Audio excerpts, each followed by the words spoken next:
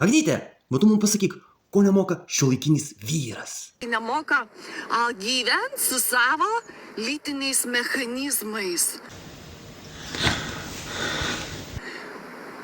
Tai kiek jau metų, jeigu vyrai 18-25, tai gal ir nemoka.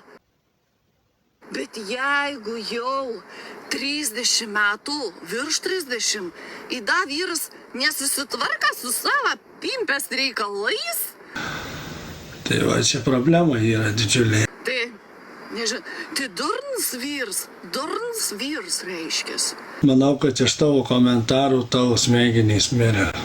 Reiškias durnas. O kaip tu, Petrai, manai?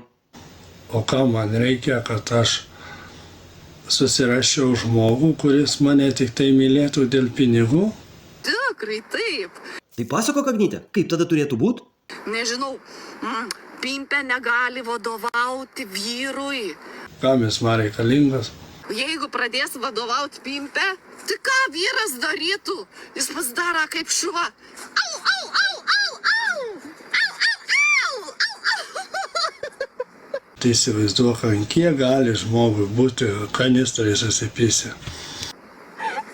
Jisai pradeda blaškytis. Petrai, ir tu tai blaškais. Žinok, kosmonautas aš. Sako, reikia mokėti susitvarkyti. Nu jo, Agnyte, bet vyrai ne taip, o taip tvarkosi.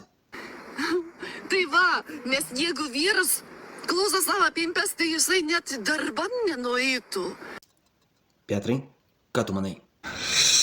Anksčiau tokius žmonės gydydavo ligoninė. Tai juos veždavo gydyti. Tai va, kurva, iš kur ta blėdė.